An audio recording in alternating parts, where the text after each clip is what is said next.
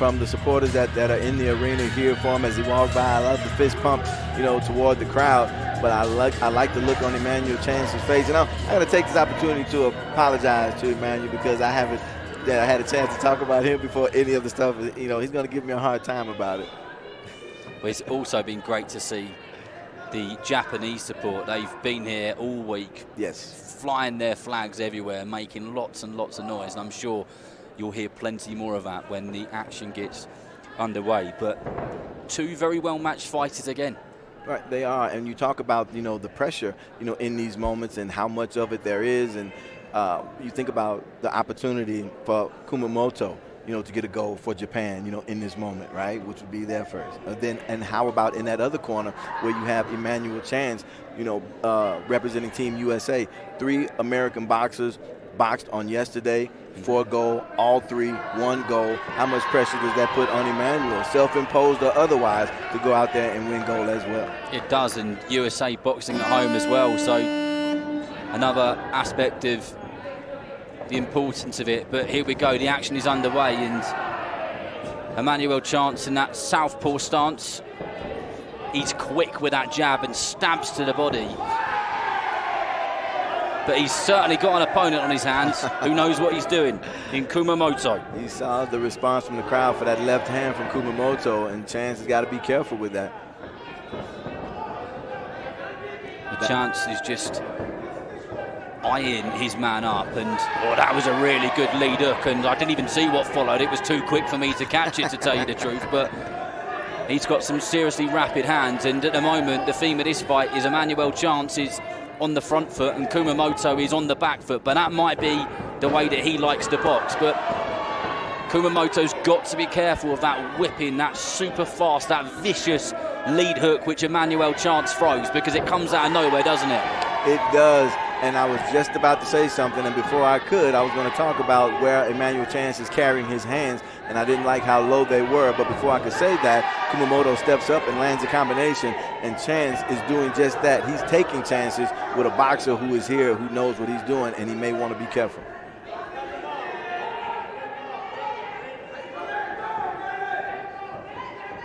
With Chance just stalking his man, following him around the ring, trying to cut that ring off and not give him the space which he would want and need. But Kumamoto just bouncing in and out, light on those toes. He needs to try and gauge that distance, but whether he'll be able to maintain a safe enough distance and get those shots off whilst boxing on the back foot, I'm not sure. But he did get through with a straight left hand, but it was countered immediately by Emmanuel Chance with another hook which landed on the head guard of the man from Japan. Chance needs to understand that Kumamoto is doing a pretty good job right now of counter-punching. He's waiting and expecting, and that left hand of Kumamoto is a pretty nice weapon over that southpaw jab coming from Chance. Kumamoto has a height and reach advantage, and that's not a bad thing to have when you're in there with a guy who has to get close. He has hand speed, but Chance has to get close enough to throw those punches, and Kumamoto is doing a nice job of keeping his distance, forcing Chance to do something before he throws that punch. He has to step forward, he has to lean, he has to lunge, he has to do something first, and that is what is allowing Kumamoto to have the success that he's having right now. Bingo, you've absolutely nailed that, and I feel that Kumamoto is just starting to get into his groove a little bit there, and confidence is growing with the man from Japan, and Emmanuel Chance still doing plenty of good work. That jab to the body, that southpaw jab to the body is working well. But these two are quick in everything which they do, not just throwing their hands, but the way that they move their bodies, they slip, they bob, they weave, the way that they do their footwork. They are two very fast fighters, and let's see what the judges say about that opening round.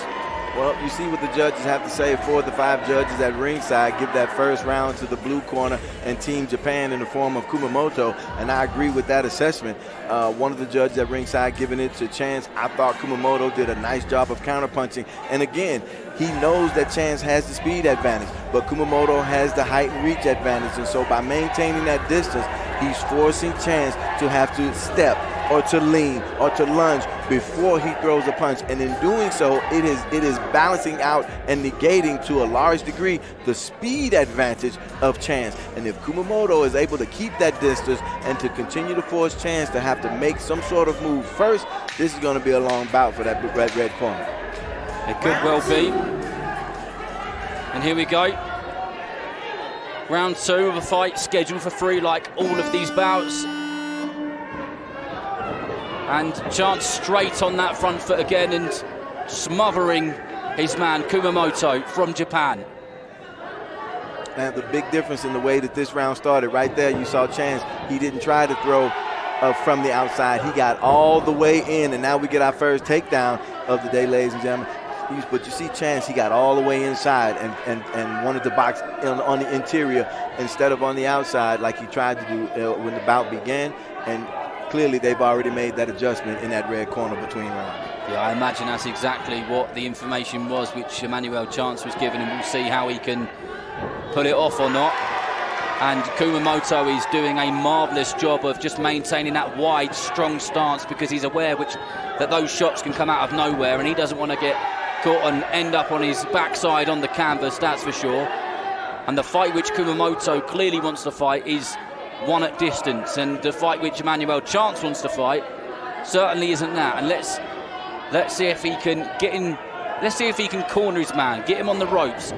But can he keep him there long enough, David, do you think? Well, and that's the question. Kumamoto, you can see, you look at him physically, he's someone who clearly, takes his training seriously. So this is a young man, if you just look at him, he doesn't look like someone who's just going to run out of gas, that type of thing. So Chance is going to have to box the entire 9 minutes of this contest, and he's going to have to do so smartly and maybe be a little bit more patient and get inside, like right there. He didn't throw anything from the outside. He waited, got close, and let his hands go, and I think that's what's going to serve him well if he's going to get this bout. He did, and Kumamoto looks like all of a sudden he's having a very good time in there. His confidence has gone up, and I don't believe Emmanuel Chance has run out of ideas by any stretch of the imagination, but he's going to have to really go for it and get inside, because with 1 minute to go, in my humble opinion, I think the judges are probably going to give it to the blue corner again, because Kumamoto's just done that better work in this round, and it's been cleaner and crisper. Well, it's the distance that he's maintaining, and you see Jeb. He's maintained that distance so well, isn't he? He has. Even on the jab, when you look at Chance, when he jab, you see there's a bit of a lean at the end of his jab. He's not just throwing it from the shoulder because he's a little bit out of range, but unfortunately he's in range for Kumamoto when he's there. Well, with 25 seconds to go, I think the pace which these two have been working at, that minute's rest will be most welcome. Emmanuel Chance just has a look at his man and tries to think of a way in, and Kumamoto doing exactly the same thing, light on those toes, super slick and fast, bouncing in and out, popping that jab out, which is working well.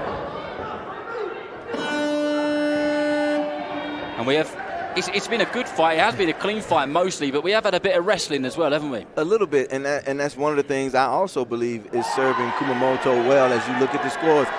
5-0 shutout in that second round, and one of the things that's working for Kumamoto is the fact that he's willing to get a little rough and tumble with Emmanuel Chance, in this bout. Once Chance gets inside, he's tying him up, he's wrestling with him, he's not allowing Chance to do the things that will benefit him once he gets inside, and I like that about what Kumamoto is doing. Congratulations to him. I got to tip my hat to him. He's doing the things that you need to do when you're in there with a guy who is as slick as Chance, who is as fast as Chance, and he's also fighting from the southpaw stand. So you're going to have to muddy it up a little bit, and he's doing that, and hey, I think he's doing a good job. And it's interesting the way that this fight has played out, because in the opening minute, Emmanuel Chance looked like he was in control. Right. And he was overwhelming Kumamoto, but it didn't take him long to adapt, did it? And Not adaptability is a big thing. Let's see how both fighters perform in this round as we go into the last 2 minutes 45 seconds, and one of them will be crowned gold, one of them will be crowned silver.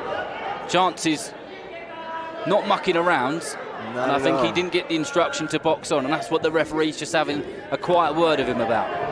Well, you see Chance immediately complaining to the official that Kumamoto wasn't engaging. And so as the official is reminding Kumamoto why we're here, Emmanuel decided that he would go ahead and crack on. Crack it. There we go. You'll hear some American stuff from me, and you're going to hear some British stuff from David, because That's the way it's working. Meat and potatoes. Good left hand by Chance, maybe his best punch of the bout right there, as Kumamoto found himself along the ropes. Chance looks like he's just getting a bit frustrated now. He's doing everything. He's chucking everything, the kitchen sink and every other item at Kumamoto, and it doesn't seem to be proving enough, because the slick skills and that control of distance, that gauging, which the man from Japan has put together, is working nicely for him. It is, and you saw one of the things that really tells you how this bout is going. You saw the left hand, the left hook that Chance threw at the end of that last exchange that didn't touch Kumamoto, you know, and it's not. And when you think about the speed difference between the two, that's not how. It wasn't Kumamoto's speed that made Emmanuel Chance miss. It's because Chance was never close enough in the first place. With a big, horrible lead hook from that southpaw stance from Chance, and he has not given up in any way, shape or form, as he just continues in the same direction which he has for the two previous rounds as we go into the last minute, and that is forward, and I believe he will continue just going forward. And Kumamoto, with those long straight shots from distance, just trying to keep his man at bay, and he must sense that in the next 45 seconds he could be crowned Japan's first gold medalist. What an achievement it will be for him and for all the people watching at home in Japan, everybody who's followed his journey and his career so far, even though that they're young fighters and they've got a long way to go. This is a massive step in their journey. It is, and Kumamoto boxing from the southpaw stance as well in this bout, just doing a masterful job of maintaining the distance that he needs to be effective. And when Chance gets close, he grabs him, he ties him up, he makes it ugly, makes it dirty, and then right there it is right there. Chance gets close enough to do what he wants to do. Kumamoto does the smart thing and grab him and tie him up. Well, Kumamoto boxed a very clever fight, and Emmanuel Chance will probably be a bit frustrated. I don't think he needs to be frustrated with himself necessarily. I just feel that he come up against a style and somebody who was very good at that style and very good at what he needed to do, and he made it extremely tough for Emmanuel Chance to make an entrance and land shots. In the opening moments of the first round, it looked like it was going to be a washout for Chance, but Kumamoto is a seriously good boxer and another one to keep an eye on, like many of the boxers which we've seen here. Well, that's what it's about, right? That's part of it, right? We've said it. We've used the phrase multiple times throughout the broadcast of the past, yesterday and today. We talk about the passing of the torch. You know, these countries are looking to identify their next, you know, stars in the international competition. This is part of it. In the blue corner from Japan, Kumamoto. Unanimous decision there, Darren. What do you think about that? Unanimous decision, a clear and comfortable win for Kumamoto. I think that's for certain. He did everything which he needed to do, and he did it very well indeed. And Japan have got their first gold medalist, and I said it yesterday, I just love the